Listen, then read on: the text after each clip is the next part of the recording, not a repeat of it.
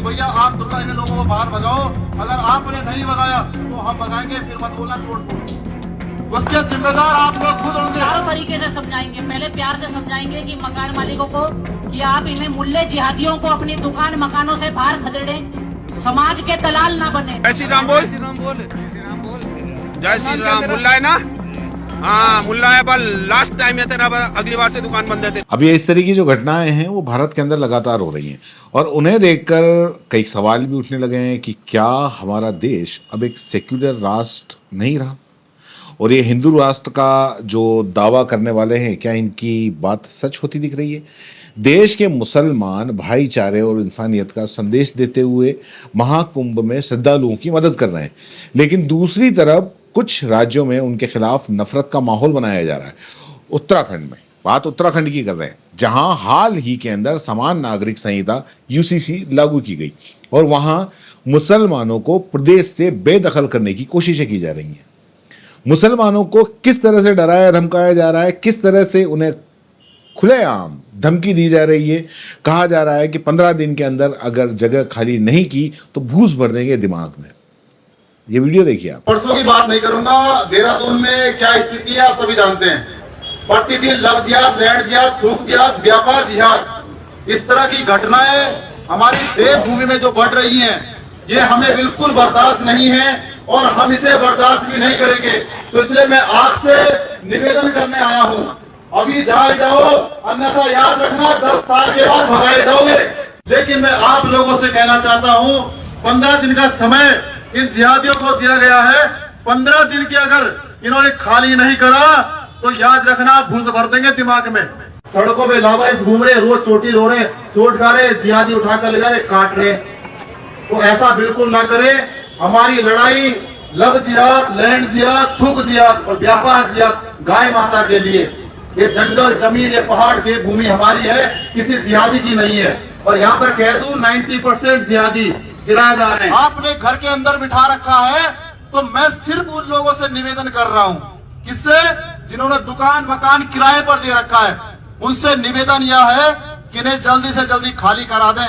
याद रखना, जब तक इनकी संख्या कम है तो भाईचारा निभाएंगे, और जिस दिन संख्या अधिक हो गई चारा बन जाओगे आप लोग। किराए पर दे रखिए, उनसे निवेदन करो कि भैया आप दुकान इन लोगों को बाहर भगाओ, अगर आपने नहीं भगाया तो हम भगाएंगे, फिर मत बोलना तोड़ फोड़, उसके जिम्मेदार आप लोग खुद होंगे। हर तरीके से समझाएंगे, पहले प्यार से समझाएंगे कि मकान मालिकों को कि आप इन्हें मुल्ले जिहादियों को अपनी दुकान मकानों से बाहर खदेड़ें, समाज के दलाल ना बने। पैसा जिसे इतना प्यारा है, कल के दिन भविष्य में अपनी बहन बेटियों को चंद पैसों के लिए जिहादियों को बेच देगा। कि इन मुसलमानों ने ही यहाँ पे जो जितने भी ये नशेखोरी जो है, ये सारा नशा जो सूखा नशा है, ये सारे यही बेच रहे हैं और हमारे बच्चे बर्बाद हो रहे हैं। देखो ये जो उत्तराखंड बना, ये वीडियो उत्तराखंड के देहरादून का है। हिंदू दल के लोग खुलेआम दुकानदारों और मकान मालिकों को धमकी दे रहे हैं कि अगर आप मुसलमानों को खुद भगा दो वरना हम भगाएंगे, तो फिर मत कहना कि तोड़ फोड़ हुई। खुलेआम उन लोगों को धमकी दी जा रही है जो लोग अपनी दुकानों और मकानों में मुसलमानों को रखते हैं।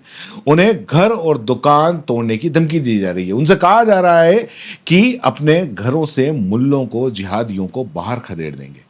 गांव और कस्बों में खुलेआम ऐसे पोस्टर लगाए जा रहे हैं जिनमें लिखा जा रहा है कि मुसलमानों को यहां आना मना है।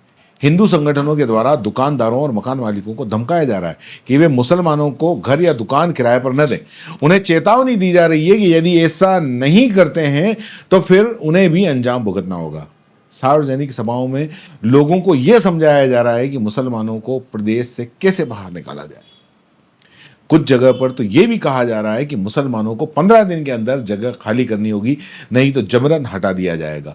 और ऐसे वीडियो भी सामने आए जिसमें खुलेआम धमकियां दी जा रही हैं कि अगर मुसलमान यहां से नहीं गए तो उनके खिलाफ हिंसक कदम उठाए जाएंगे। देहरादून सहित अन्य इलाकों में हिंदू संगठनों के लोग मुसलमानों, दुकानदारों के पास जाकर उन्हें जय श्री राम का नारा लगाने को मजबूर कर रहे हैं और धमकी दे रहे हैं कि ये उनकी दुकान आखिरी दिन उनकी दुकान का हो सकता है। देखिए आप। जय श्री राम बोल, जय श्री राम। मुल्ला है ना? हाँ मुल्ला है, पर लास्ट टाइम है तेरा, अगली बार से दुकान बंद है तेरी। जिहादियों का पूर्ण बहिष्कार इसको लटकने दो। दोस्तों, सनातनी हाट की शुरुआत हो चुकी है। हमने काली सेना ने शुरू कर दी है। अब क्षेत्र में जो भी हाट चलेगी, हिंदू हाट चलेगी, मुसलमान हाट नहीं चलेगी। अब इसके ठीक विपरीत प्रयागराज में मुसलमान महाकुंभ में पहुंचे श्रद्धालुओं की सेवा कर रहे हैं। वे न केवल खाने पीने की चीजें उनको बांट रहे हैं, बल्कि जरूरतमंदों को कंबल और पानी और हर चीज उनको मुहैया करा रहे हैं। कुंभ में मुसलमानों के प्रवेश पर प्रतिबंध लगाने की मांग की गई थी, लेकिन इसके बावजूद वे हिंदू श्रद्धालुओं की मदद करते हुए नजर आ रहे हैं। जब प्रशासन की व्यवस्था चरमरा गई, चौपट हो गई, भगदड़ के अंदर लोग मर गए, तब इन्हीं मुसलमानों ने भूखे प्यासे लोगों को राहत पहुंचाई। देश के कुछ अन्य राज्यों में भी मुसलमानों के बहिष्कार की कोशिश की जा रही है। मध्य प्रदेश और गुजरात में मुसलमानों के व्यापार का बहिष्कार करने की अपील की जा रही है। दुकानों और मकानों को खाली करवाने के लिए धमकियां दी जा रही हैं। इस तरह का माहौल देश में सामान्य स्थिति, यानी कि ये न्यू नॉर्मल बनता जा रहा है कि ये तो नॉर्मल है। अब देश के प्रधानमंत्री जब कतर के अमीर के लिए प्रोटोकॉल तोड़कर उनका स्वागत करने एयरपोर्ट पहुंच सकते हैं, तो अपने ही देश में रह रहे मुसलमानों के साथ में इस तरह का नफरत भरा, भेदभाव वाला माहौल आखिर क्यों? ये एक बड़ा सवाल है। मुसलमानों के प्रति इतनी नफरत पर ये पीएम साहेब आखिर चुप्पी क्यों साधे हुए हैं? उत्तराखंड में पहले यूसीसी लागू हुआ और अब वहां के मुसलमानों के साथ में इस तरह का नफरत भरा रवैया अपनाया जा रहा है। और ऐसा रवैया सिर्फ उत्तराखंड में नहीं, बल्कि मध्य प्रदेश, गुजरात में भी अपनाया जा रहा है। यहां भी मुसलमानों के बहिष्कार करने की पूरी कोशिश की जा रही है। क्या भारत अब धीरे धीरे उन कट्टरपंथी, उन नफरती लोगों के चंगुल के अंदर आ गया है जो हमेशा हिंदू राष्ट्र की पैरवी करते थे? क्या आप देश में मुसलमानों को दूसरे दर्जे का नागरिक मान लिया जाएगा? क्या आप देश से मुसलमानों को सच में निकाल दिया जाएगा? क्या ये नफरत अब स्थायी रूप ले चुकी है? इन सवालों के जवाब ढूंढना जरूरी है और जिम्मेदार जितने भी हैं उन सबको सवाल जवाब ढूंढना जरूरी है। भारत हमेशा से विविधता में एकता का प्रतीक रहा है और इसकी खूबसूरती ही यही है। लेकिन अगर इसी तरह से नफरत की आग भड़कती रही तो हमारी गंगा जमुनी तहजीब का क्या होगा?